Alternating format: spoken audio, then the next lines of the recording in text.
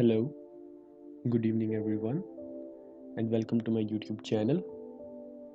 आज का जो हमारा टॉपिक है वो ये है कि क्या चाँद पर कोई गया भी था कि ये सब फ्रॉड है अमेरिका का। और अगर सच में अमेरिका चाँद पर गया है तो क्या नील आर्मस्ट्रॉन्ग वो पहला शख्स है जिसने चाँद पर कदम रखा था। और अगर आपको इन सब बातों के बारे में नहीं पता तो इस वीडियो को पूरा ज़रूर देखें। तो चलिए वीडियो को शुरू करते हैं।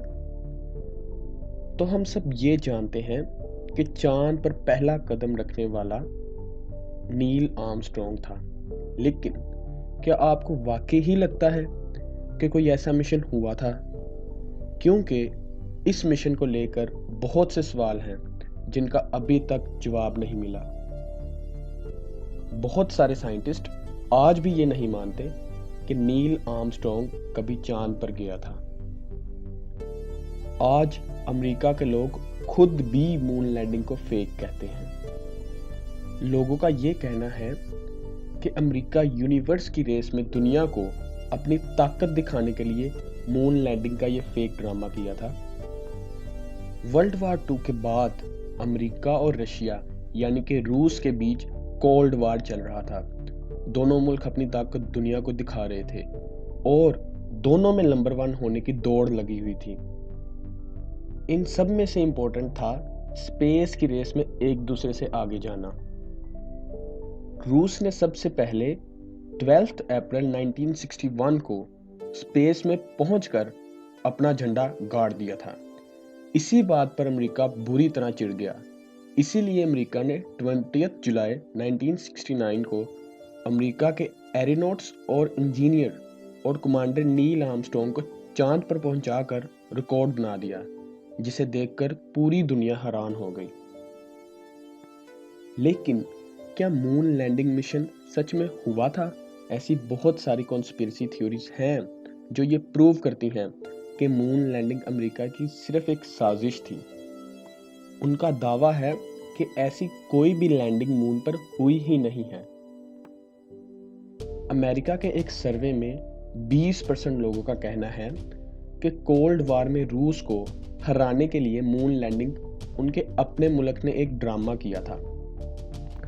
नासा ने जो इमेजेस और रिपोर्ट पेश किए हैं उस पर बहुत सारे एस्ट्रोनॉट्स का ये कहना है कि इस तरह की मून लैंडिंग हो ही नहीं सकती, क्योंकि कुछ तस्वीरों में ऐसा दिखाया गया है जो कि चांद पर पॉसिबल ही नहीं है।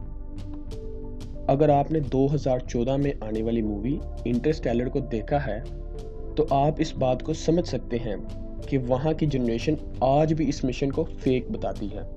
इस मूवी में दिखाया गया है कि एक स्कूल में एक बच्चे के पेरेंट्स को उसकी कंप्लेन करने के लिए बुलाया जाता है, जिसमें टीचर उसके पेरेंट्स को कहते हैं कि आपके बच्चे ने अपने दोस्तों को कहानी सुनाई है जिसमें चांद पर इंसान को उतारा गया था।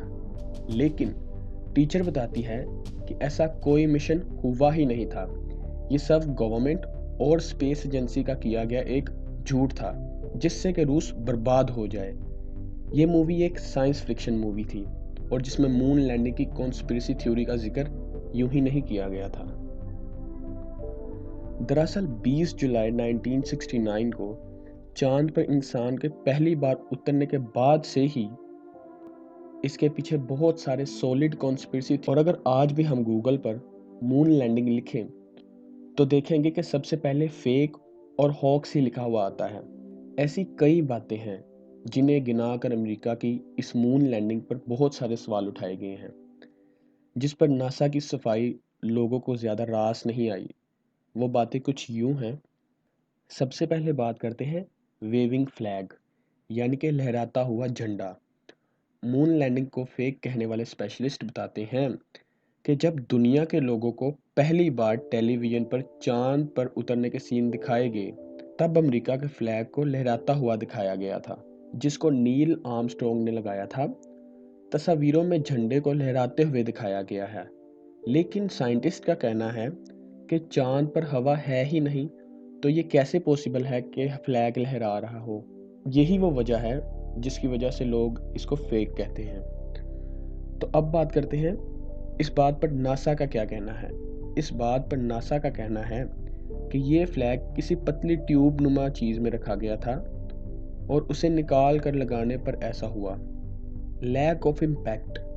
लोगों का कहना है कि स्पेस शटल तो इतनी ज़्यादा वजनी होती है, और अगर चांद पर वाकई में ही नासा का स्पेस शटल उतरा था तो उसके नीचे गड्ढा बन गया होता, क्योंकि ये स्पेस शटल काफ़ी भारी होता है।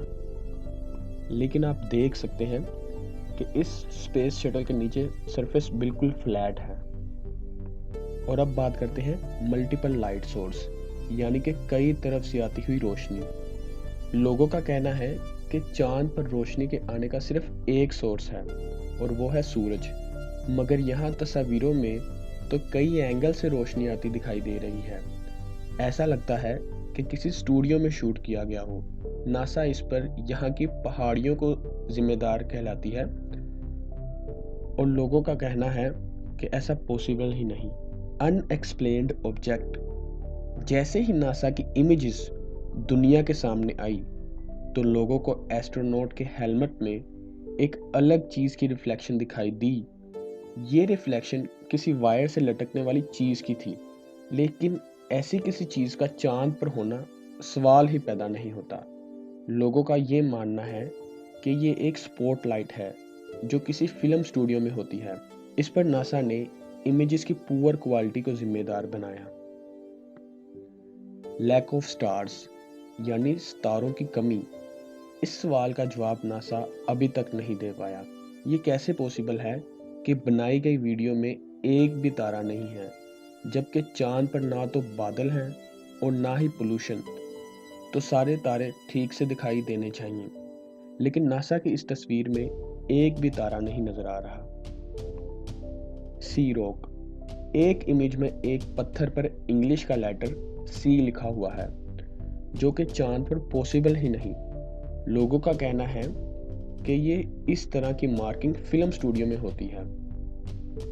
ऐसी कॉन्स्पिरेसी थ्योरी देने वाले इस कहानी के पीछे दो वजह बताते हैं। पहली वजह यह है, उस वक्त कोल्ड वार का दौर था। इस लड़ाई को जीतने के लिए अमेरिका ने यह पूरा मून लैंडिंग का ड्रामा किया था। दूसरी वजह यह है कि अमेरिका की स्पेस एजेंसी नासा ने अपनी घटती फंडिंग को बचाने के लिए इस तरह की कहानी का इस्तेमाल किया और सरकार से बहुत सारा फंड हासिल किया। तो मून लैंडिंग की सच्चाई क्या है, ये तो अभी तक कोई नहीं जानता, लेकिन कुछ सालों में ये पूरा सच दुनिया के सामने आ सकता है, क्योंकि एक निजी कंपनी ट्रांस ऑर्बिटल अपनी एक स्पेस शटल चांद के चक्कर लगाने के लिए भेज रही है। और अगर अमेरिका सच में चांद पर गया था तो ये सच पूरी दुनिया के सामने आ ही जाएगा। तो आपको ये वीडियो कैसी लगी कमेंट सेक्शन में ज़रूर बताएं, और मुझे उम्मीद है कि इस वीडियो से आपको कुछ ना कुछ नॉलेज तो ज़रूर हासिल हुआ होगा। और अगर आपको वीडियो अच्छी लगी तो लाइक ज़रूर करें, और अगर आप इस चैनल पर नए हैं तो चैनल को सब्सक्राइब ज़रूर करें। Thank you so much.